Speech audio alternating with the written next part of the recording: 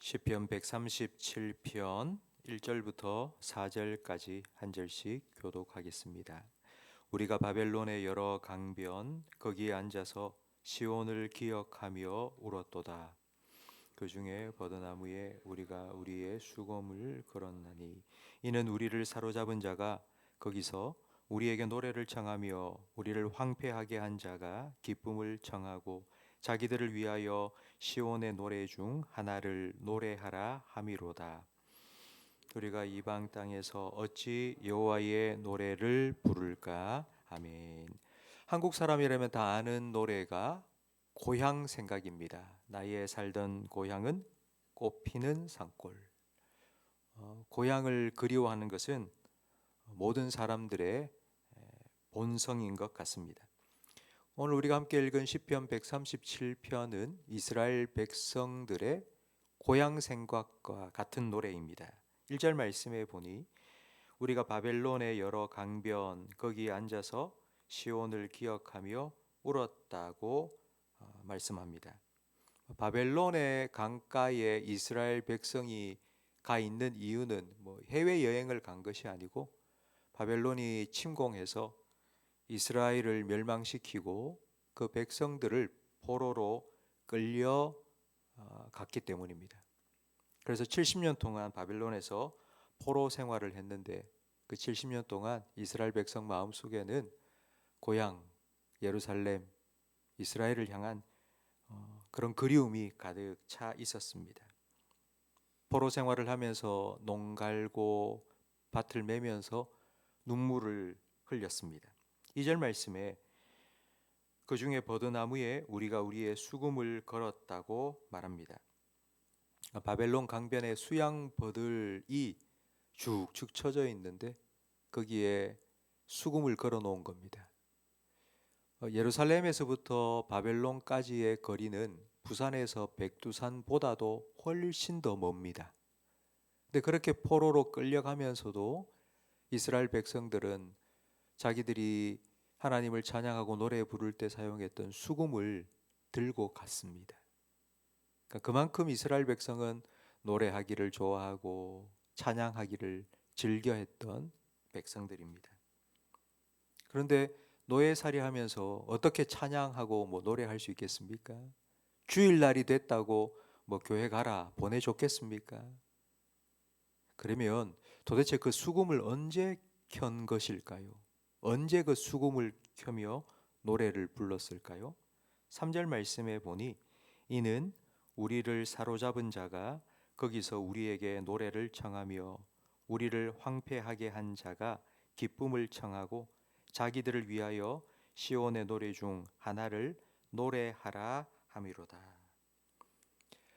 바벨론 감독이 열심히 일하고 있다가 잠시 휴식이라고 말하고는 야, 너 한번 노래 불러봐.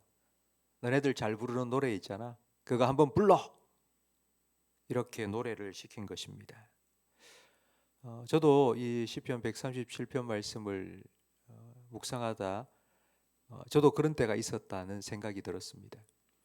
군 생활할 때에 군대 진지 보수 공사를 하는데 고참이 쫄병들 한 명씩 세워서는 노래를 부르라는 겁니다. 저는 유행가를 아는 게 없어서 그때 어두운 밤에 캄캄한 밤에 실로암 노래를 불렀습니다. 시온의 노래. 이스라엘 백성은 그 바벨론 강변에서 시온의 노래를 불렀는데 시온은 예루살렘입니다. 하나님의 성전이 서 있는 그 산의 이름이 시온산인데요. 그 시온산에 예배드리러 올라가면서 불렀던 노래가 바로 시온의 노래입니다. 근데 지금은 포로로 끌려와서 시온에 올라가서 예배를 못 드린 지가 70년이 되어가지 않습니까? 거기서 노래를 부르는 시온의 노래를 부르며 눈물 짓는 눈물을 삼키며 억지로 기뻐하면서 노래를 불렀던 이스라엘 백성들을 한번 생각해 보시기 바랍니다. 예루살렘에서 편안하게 예배를 드릴 때는 전혀 느끼지 못했던 그런 간절함, 애절함, 절절함 그 마음속에 느끼지 않았겠습니까?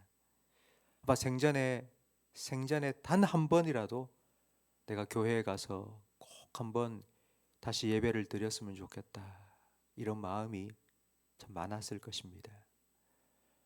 오랫동안 병환으로 요양원에 입원해 계신 성도님, 병원에 오랫동안 입원해 계신 성도님 신방하면요, 그 성도님들이 늘 하는 얘기가 있습니다. 목사님, 제가 건강 회복해서 교회 새로 지었다고 하는데 그 교회 가서 꼭 한 번만 더, 꼭 한 번만 더 예배를 드리고 싶습니다, 이런 말씀을 늘 하십니다.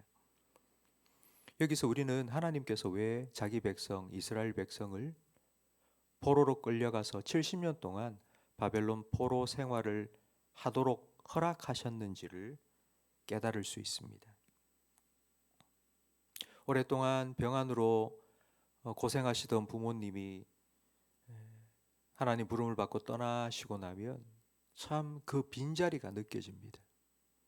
늘 함께 있어서 옆에서 잘 챙겨주던 남편과 아내가 어떤 일로 인하여서 또 잠깐 떠나 있으면 괜히 그 빈자리가 느껴집니다. 언제나 나와 함께 하시고 내게 은혜를 베푸시던 하나님, 그 하나님께서 좀 멀리 계신 것 같고 이제는 내 기도에 귀도 기울이지 않으시는 것 같고 그런 마음이 들 때가 있습니다.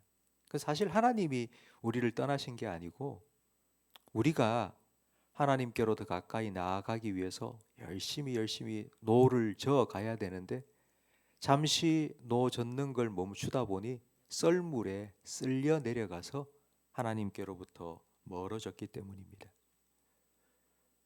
우리는 이런 시간을 영적인 침체라고 부릅니다. 그때는 기도도 잘 안 되고 찬양도 나오지도 않고 참 힘든 시간을 가질 때가 있습니다. 그런데 하나님께서는 왜 그런 시간을 우리에게 허락하시는 걸까요? 우리가 기도하지 않고 우리가 예배에 나오지도 않고 그래도 늘 하나님께서 은혜를 베풀어 주시면 우리가 잘 유지할 수 있을 텐데 왜 하나님은 그렇게 그냥 내버려 두시는 걸까요? 그런 시간을 통해서 목마른 사슴이 시냇물을 찾기에 갈급함 같이 다시 하나님을 향한 거룩한 영적인 열정을 회복하기를 원하시기 때문입니다.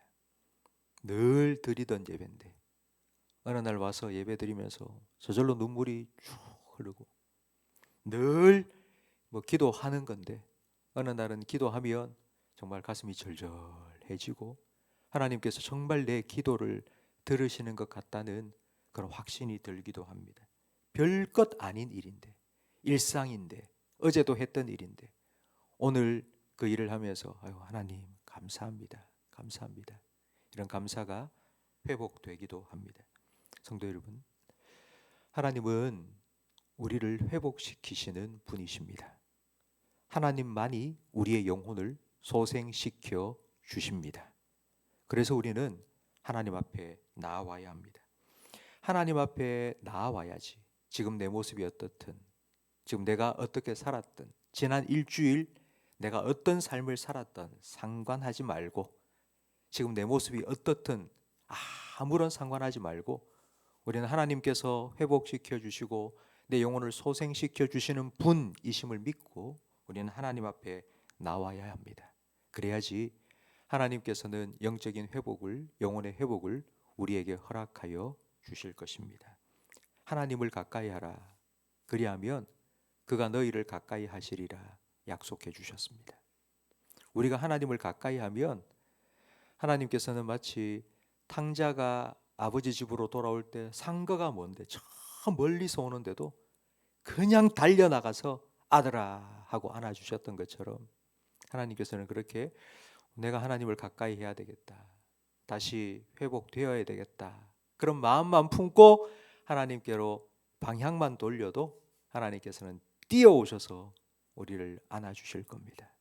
그런 하나님 안에서 참된 영적인 회복, 영혼의 소생을 맛보고 누리시는 우리 모든 성도님들이 되시기를 축복합니다. 기도하겠습니다.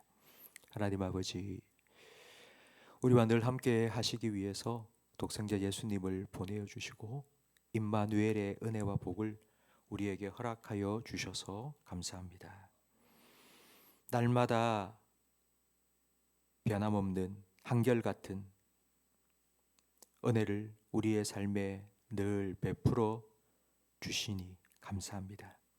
그 은혜를, 우리와 함께 하시는 그 하나님의 은혜를 날마다 느끼고 깨달을 수 있는 지혜로운 마음을 우리에게 허락해 주시옵소서. 우리도 하나님과 더 가까이 하기 위한 거룩한 영적인 열정과 열심을 우리에게 회복시켜 주시옵소서. 그리하여서 날마다 임마누엘의 복을 누리며 주님과 동행하는 은혜를 누리며 살아가게 주시옵소서. 오늘 우리가 주일 예배를 위하여서 함께 모일 때에 지치고 고난 심령 가지고 나온 성도들의 마음을 다시 한번 회복시켜 주시고 소생시켜 주시옵소서. 예수님 이름으로 기도합니다. 아멘.